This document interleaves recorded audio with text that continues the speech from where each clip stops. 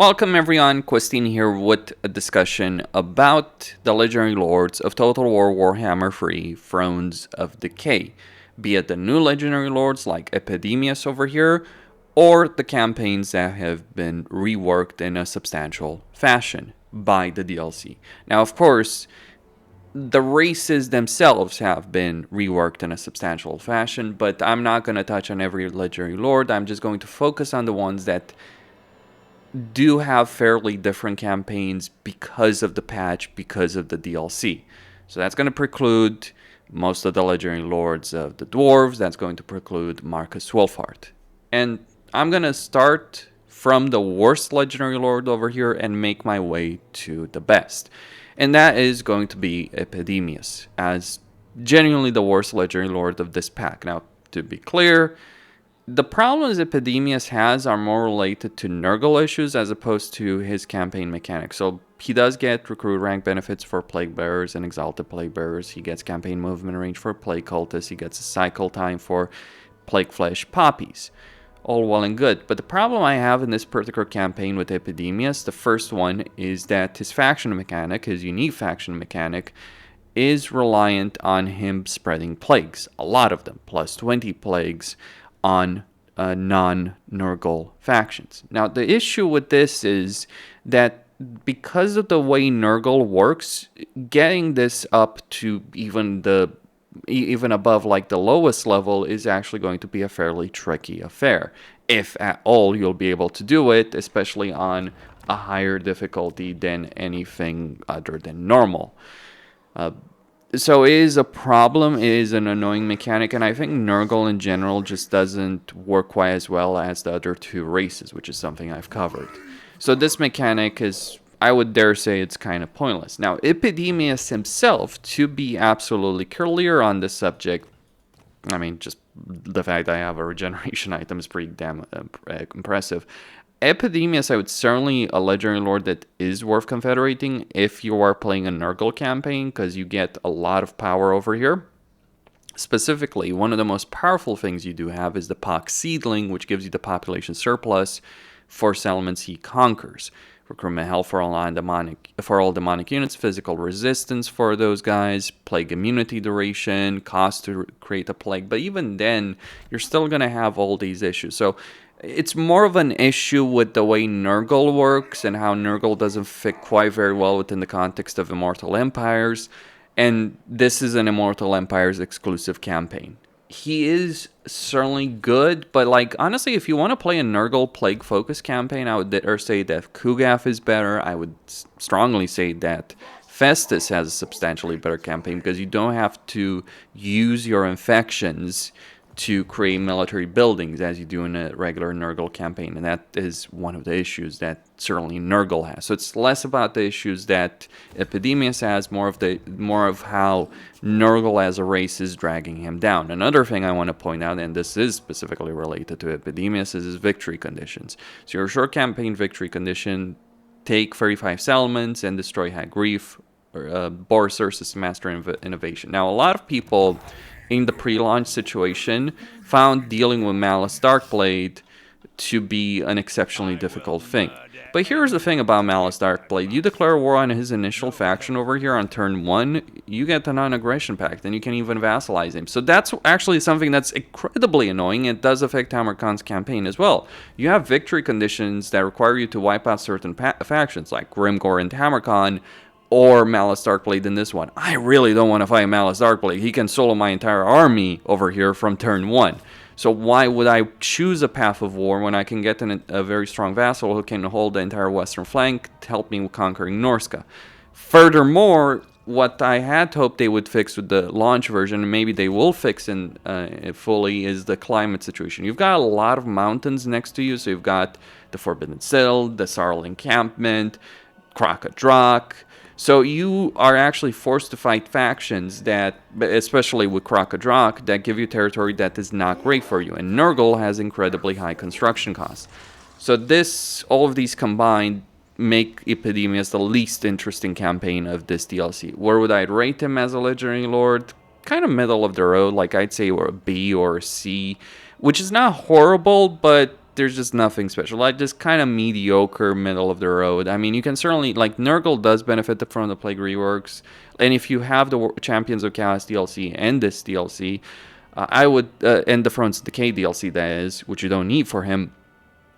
But to be certain, you will, it will work better than many other campaigns in the game. But I don't know, like, just the annoyances that you do have do drag it down for me. It's a Nurgle issue in general, but if you want to play a Nurgle campaign focused on plagues, I would dare say, like, Kugaf, much better situation, because Kugaf, while he may not be able to spread as many plagues, and though keep in mind he can do so as well, the individual plagues are going to be more powerful. Furthermore, Kugaf's faction effects, actually, like his blessed symptoms, the fact he gets much stronger plagues than Epidemius, and he'll, because of the blessed symptoms, do make him work better. So Kugaf is a better campaign. He hasn't been changed in a campaign, that's why he's not on this list, but I would certainly rate him higher than Epidemius. So a bit of a shame. Cool character, cool Lord effects, cool skill line, but just more so issues with Nurgle, as it were. At number 6, we have Elspeth von Draken of the Empire. I kind of feel bad for the people that designed Elspeth, because I don't think they did a bad job, and in point of fact, this might just be the best Imperial campaign, or would have been, had Creative Assembly not gone around and redesigned both Karl Franz and Gelt. So they end up with better campaigns than she does. They're more interesting characters, far more interesting character. I mean, if there's a main character in the Warhammer Fantasy universe, it's either Sigmar or Karl Franz, or both of them are main characters for very good reasons.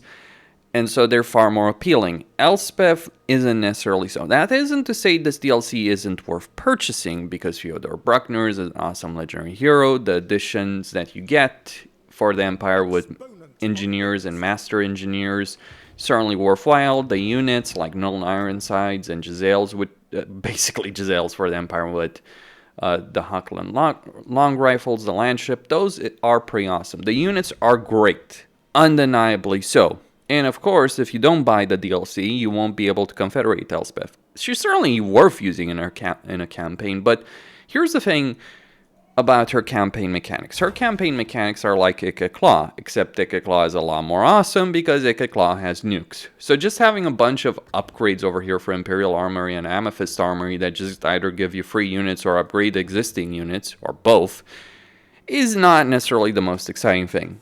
Because, oh, I can have more powerful armies. Okay, but to me personally, I think the most interesting thing with a campaign is when the campaign mechanics are far more compelling. And to be quite blunt about it, her Gardens of Moor are just not really that interesting. Like, the entire Imperial Gunnery School is related to battles, and Gardens of Moor is just basically a lesser version of Oxyatal's sanctums, because you can only put them in Imperial territory, whereas Oxyatal can put them in any territory. There is a huge difference in capability in that. Though, interestingly enough, if you're playing as Elspeth, if you get Vision with Gelt and are not at war with him, you can put a Garden more in his territory. So you can go have a cafe and adventure in her campaign. So there is certainly flexibility and variety in this campaign. There's more variety in terms of the armies, but just playing a Legendary Lord that's basically designed your idea, oh, you have a powerful army, let's make it more powerful, is just genuinely not the most compelling gameplay style for me personally. Other people may disagree, but that's the reason why Elspeth is lower ranked. Again, if they hadn't redesigned Gelt and Karl Franz, she would be the best Imperial campaign, without a doubt. She certainly is the most powerful campaign in terms of her armies, but I do feel she falls short compared to other campaigns, both paid campaigns in the DLC itself, and also Karl Franz and Gelt. That's where I stand on that. I know some people are going to disagree, but that's my perspective. Also, I think like just emulating Claw and Oxyatal, but not being as awesome as them, is kind of a missed opportunity, really, with this particular campaign. That's where I stand. And number 5, it would be Tamurkhan, the Maggot Lord. Poor Nurgle. Yeah, Nurgle gets left in the dust simply because the Nurgle campaign mechanics just even despite the rework, just don't work quite as well. And as with the Epidemius not being able to vassalize Malice Darkblade to achieve his campaign victory conditions, this is the same situation for Grimgor. Because having to fight Grimgor in unpleasant climate is just such an awful campaign situation that my perspective is, yeah, screw the victory conditions, we're making Grimgor our bitch, more or less. That was essentially my particular perspective on this. Like, why the hell would you play a campaign where we can vassalize Grimgor and not do it? It's available. It's right there. You can do it as Kugaf. And in point of fact, Kugaf is better in this respect because he doesn't have to deal with Grimgor for a victory condition. I'm pretty certain that is.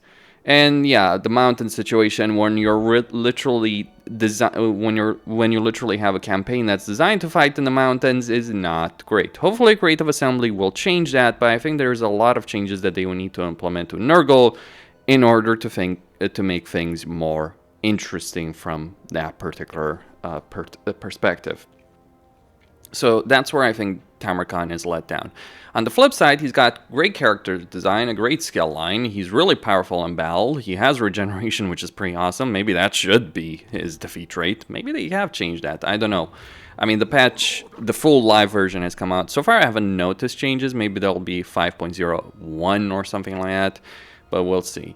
Still, the chieftains are awesome, but they're also kind of tedious to deal with in a campaign because it does take a very, very long time to unlock the various chieftain abilities. Lots of power that gets locked for many, many turns in a campaign, so that just leaves Tamurkhan kind of diminished. Like, yeah, you'll have a huge hero squad that's pretty powerful. You'll have things like blunderbusses and fireglaves and even a Dreadquake Mortar eventually, but it's just that slow pace in general with Nurgle that does leave a lot to be desired from my personal perspective. While Nurgle is better in every respect compared to where they were pre-patch, I do also feel like the Nurgle campaigns are let down because of it. Can be fun, undeniably so. Is an awesome character, has awesome characters alongside him with unique designs. So there is that going for you in this particular campaign. He may have the largest number of quest battles in his campaign of any campaign in the game because all these chieftains do ultimately culminate in having their own quest battle.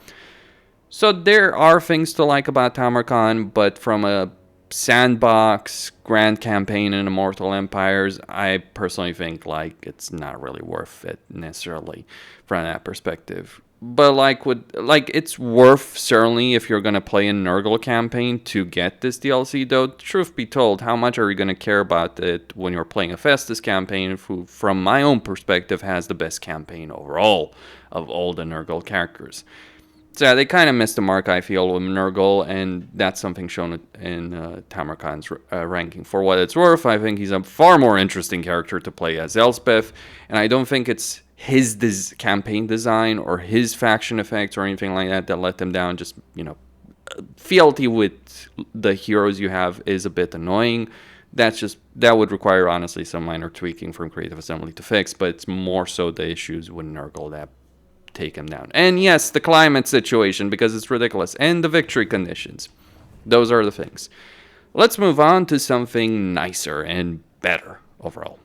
And number 4, it would be Emperor Karl Franz. I know some people are going to be disappointed by me not placing him higher. Just understand that the campaigns higher on this list are even more awesome than he is at the moment. But to be absolutely clear, they've turned one of the worst campaigns in the game into one of the best campaigns to actually enjoy the game. Karl Franz never really felt as the Emperor of the Empire. He never felt like this masterful diplomat that's trying to hold it all together against the forces of evil. Now, however, he absolutely does. Largely because of the electoral machination mechanics, and also he has the high elf influence effectively. Like, it starts with only the Empire, but then you can affect other factions as well. The Order Tide is real, and Karl Franz can make it a reality. He also has a significant level of power because he can either take territory with Casus Belli from Imperial factions with no fealty penalties. Like, if you're playing any other Imperial faction, obviously it's not quite as big of a problem because you don't have those penalties. But at the same time, you have guaranteed Confederation for Unify. Yes, there are some downsides. You can upgrade this, make it better. You get Conscription, Inquisition. So it's basically Yan Bo, but honestly, it's better than Yan Bo. Because Jan Bo's campaign is let down because he's not really dealing with the cafe situation, whereas Karl Franz is right in the thick of it. So I would dare say that this ends up being a better campaign than Jan Bo. That really makes it work. It's a unique campaign. All Imperial campaigns are now unique campaigns with the changes to Karl Franz and Gelt, and of course Elspeth doing her own thing. And if I'm choosing to play a campaign in the Empire between Elspeth and Karl Franz, I gotta say from a campaign mechanics standpoint, Karl Franz beats Elspeth completely in that respect. That said, Elspeth does have the benefit of potentially going to very distant territory with the Gardens and more, but like if you're focusing a campaign as in the Empire as the Empire, then really Karl Franz wins hands down in that respect. There's benefits with Elspeth, there's benefits with Gelt, to be certain, but he is in such a great position compared to where he was before. He's always had the awesome character design, but now he has the campaign mechanics to match his actual character, be it the faction effects and even the changes to the Lord skill line that do put Karl Franz in an overall better position. Still worth getting the Thrones of Decay DLC to get the new units, because that's obviously going to improve your campaign situation even further. But yes, like a great job with this campaign. But if Karl Franz is 4, who could be higher than him? Well, some people are going to be surprised by the next choice. Some may not be so surprised by it. And number 3 is Ungrim Ironfist of the Dwarves. Bet you didn't see that coming. One of the reasons I would rank Ungrim quite highly, even for just the Dwarf campaign in general, I certainly think he's really up there right now with both Grombrindal and Malakai, but the reason I would place Ungrim so highly, one of the reasons, climate. So Ungrim is one of 3 Dwarf Legendary Lords, Grombrindal and Malakai being the other 2, that has Frozen as a suitable climate. So when you're playing a campaign as him, all of Norska, all of Nagrand, all of Kislev is available as suitable climate. And yes, dwarves do want to fight in suitable climate. So that makes his campaign quite a bit better than other campaigns, because Frozen, Wasteland, and Mountains are the 3 principal climates that you want to deal with when you are playing a dwarf campaign. On top of that, he has a really good situation with Age of Reckoning, being able to really take full advantage of that mechanic and just fill up this bar as quickly as possible. Like over here in this campaign, I've done exceptionally well with Age of Reckoning. And this was the campaign I played to do an Ungrim guide. On top of that, because of the Grudge Seller units, which are available to everyone, he does have a lot more versatility that he was lacking. Like his starting province, like his faction effects were basically non-existent before the patch, because you really didn't want to get Slayers before the patch. That has changed. And on top of that, because dwarves benefit more from having provinces with multiple regions, the fact they have Rift Peaks and Peak Pass don't make for a great situation. So it was a pretty awful campaign. It really felt like playing a lord with no faction effects before that. In some ways, that's still true, but here's where he really ends up benefiting in a far more significant way than the other dwarf lords. And the reason I'm not adding Grombrindal is because Grombrindal's campaign, yes, he benefits from the rework, he plays his campaign in a different way, but still the same campaign of beating up elves. However, when you are playing a campaign as Ungrim, you start with the ability of getting a Dragon Slayer for replenishment. You have the easiest access to Gargrim as the legendary hero, and you can get Slayers and Slayer Pirates if you own the DLC. So you can make a Slayer army, a Slayer-focused faction, actually work very well with Slayers. They're available. They work much better with the patch than before. Now, I personally still prefer going Quarrelers, Thunderers, Grudge Throwers, Artillery, and all that. But certainly Slayers do have their role right now, and Ungrim does best with Slayers right now, both his army and on a faction level, because that speed is more relevant than ever.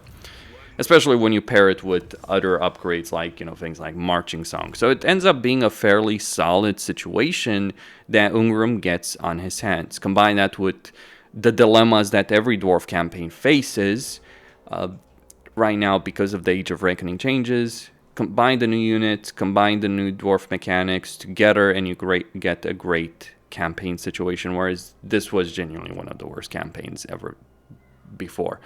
And in point of fact, I would dare say that this was probably the single worst campaign, with the exception of Daniel, in the sense, not so much that the dwarves were so horrible compared to, say, Kairos, but rather a lot of Legendary Lords that are terrible, they're not terrible because their faction effects are horrible or because they are badly designed.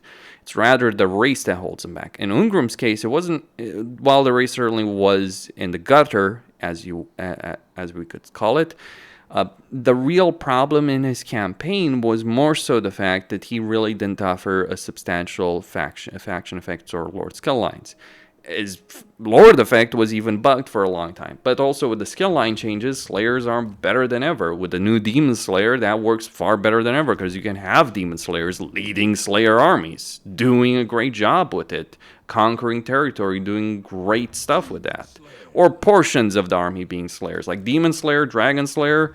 These guys have been doing work over here against Tretch, for instance, and now we've gone to war against Queek and Scrag.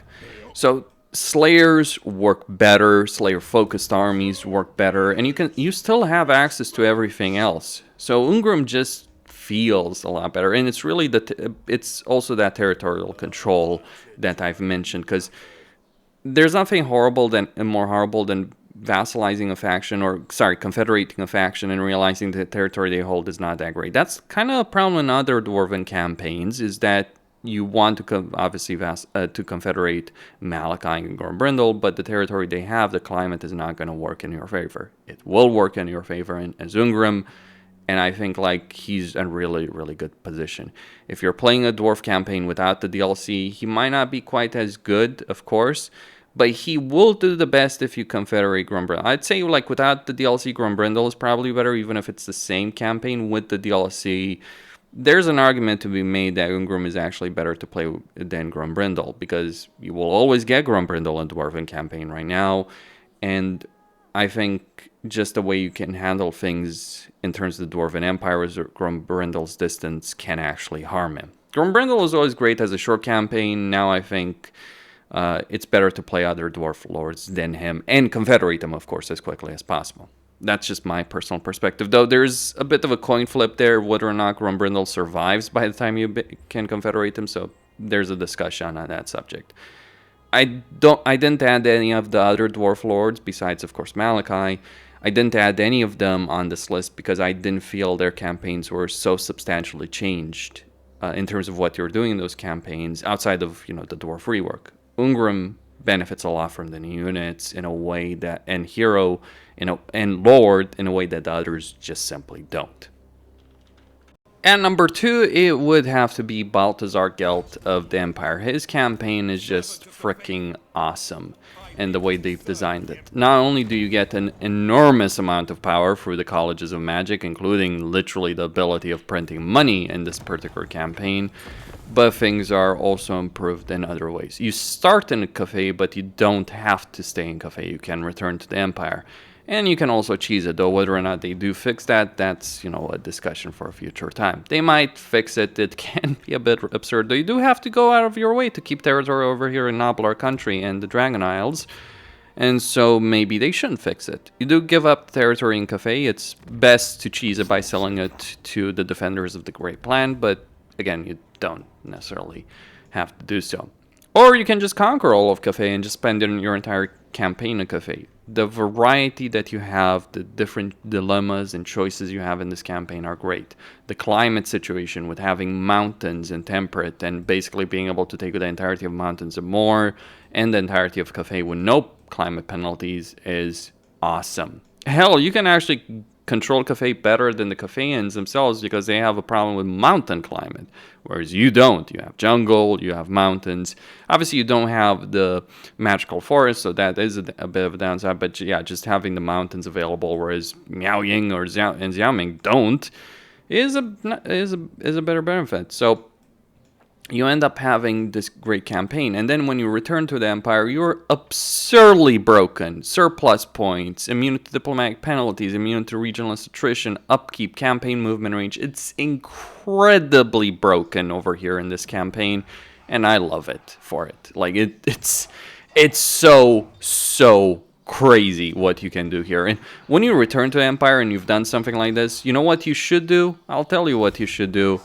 You just literally start spamming units because you've got no upkeep. You'll be rich beyond measure. And this is not even the final form. You can probably go back to the Empire when you do return there with like over 100k in cash and the ability of recruiting armies with 0 upkeep. There's broken, and then there's Balthasar Gelt. That is crazy. And again, the variety you have here that is not available in other Imperial campaigns really shows. Karl Franz is better as an Empire builder, to be certain, because of the various actions he has. Gelt is just crazy. He gets cataclysm spells, he prints money, he gives his armies stock stats, he gives barrier, he gives various abilities, he replenishes the entire HP of an army that he has under his control, he breaks down walls with bright wizards, and he also damages all forces in the same region as an Amethyst wizard. You may have more heroes than any other campaign, or pretty much every other campaign put together, because you can make so many of them. It's crazy. And you get incredibly powerful spellcasting, incredibly powerful armies. You recruit electric counts through the research. Elspeth can do it too, but the problem is you don't have the unlimited money that Gelt does, because Lore of Metal, every 3 turns, gives you 35,000 into the treasury. That's over 1,000 per turn. That is crazy. Like that, like literally you can consider Gelt's income plus 1,000 in every campaign. It's insane. It's like just completely insane. And obviously they're like, the awesome factor of this campaign is very difficult to match. So great campaign, great rework. You don't need to own the DLC for it, though you still benefit from it. Having engineers to give you more campaign movement range is even more broken. So, great design overall, great choices that Creative Assembly has made with this, and really makes Gelt an even more awesome campaign to play. And he was already a fairly awesome character before. I mean, just dragged down a lot by the Empire. But he was actually better to play than Karl Franz. I would dare say he's more awesome to play than Karl Franz, though. Again, benefits, pros and cons between those approaches, especially if you're returning to the Empire. Karl Franz is going to have an easier time controlling the Empire. Gelt is going to be a world traveler. Elspeth can match him, but yeah, just Gelt is cooler. Plain and simple. And then finally, at number 1, of course, it would be Malakai Makaisen. Dwarves are incredibly awesome, even if you don't own the DLC. They've been elevated from being one of the worst races to being one of the best races to actually play. And not necessarily the strongest, I gotta say that. They're not necessarily the strongest over here. But rather, the race in itself has been designed in such a way that it is fun to play their campaigns more than just like turn 30. Like a lot of the campaigns I've played in Total War, what happens is that you get to like turn 30, and this has been the case for years. You get to like turn 30 or 40, or whichever point you get to, dependent on the game, of course, and you just kind of get tired with it. With Malakai and the dwarves in general, the way they're designed between Age of Reckoning, Legendary Grudges, the Legendary Lords, and how you have to care basically about the entire Dwarven realm certainly changes the dynamic in an incredibly wonderful way. And then you have Malakai, basically the adventures of Gotrek and Felix in campaign form. I know that why they didn't name it, why they didn't make Gotrek the Legendary Lord, or maybe Felix really probably would be more appropriate, because they were already in the game, and yeah, that would have been pretty crappy. But this is essentially what they're delivering with this campaign. An awesome objective-based campaign that works in a way that the Changeling could only dream of. The way these objectives here work, the way these adventures here work, is just so freaking great. You get several units, and the objectives are basically use these units, deal with various foes, narrative decisions. It ends up being quite great, that in itself. Add to that the climate situation, which is really good. Over here, having frozen, wasteland, mountain, for whatever reason, savanna. I wish Creative Assembly would explain that one. Maybe it has to do with Realms of Chaos and Cafe. But regardless, you end up with a campaign that's not only great in just Immortal Empires, but that actually does something that no other campaign actually does in the game. Actually being fun to play in Realms of Chaos. I'm serious. Like, I've played, like, this is the campaign that I've played the most out of the new ones. This is a campaign that I feel like I'll be coming back to time and time again because there's so many different ways to play it and so many different dilemmas. Like, yeah, you start in Kraka-Drak and you might think, oh, I have to take Elspeth. Yeah, you probably will want to take Elspeth. What do you do after that? Do you go for Azak potentially over here? Do you deal with Norska? Do you deal with the Chaos Wastes and Archeon and all the threats that are present over there? So many choices. Or maybe the early game is something that you'd probably want to do in the exact same way every single time. But after that, so many dilemmas, so many choices, so much variety that no other campaign really matches. On top of an already awesome race troll reworks. Like, the dwarves in general are much more fun to play whether or not you own the DLC, but Malakai just goes that extra step in a way that no other campaign does. I think this is not just the best campaign to play in Total War Warhammer 3. I think genuinely this is the best campaign that Creative Assembly has always designed. And I do want to finish with a particular comment here. Some people want to say, oh, do you just want every Legendary Lord to be powerful? No, I don't. Well, I think the power, you could view it like that. Personally, I think that when Creative Assembly is designing Legendary Lords, they should be great. They should be fun. They should be interesting. And they should keep pushing things forward in terms of mechanics to make things more and more interesting, not staying stagnant. And I think they really push things forward, not just for Warhammer 3, but for Total War as a whole. For me personally, going forward with every other DLC or Total War in general, I am going to judge it based on the standard that this campaign has set. So for all of those reasons, Malakai is the best campaign related to Thrones of Decay. By far. None come even close. Not even Gelt. Costin, signing out. Don't forget to subscribe, like, and enable notifications, and stay tuned for more.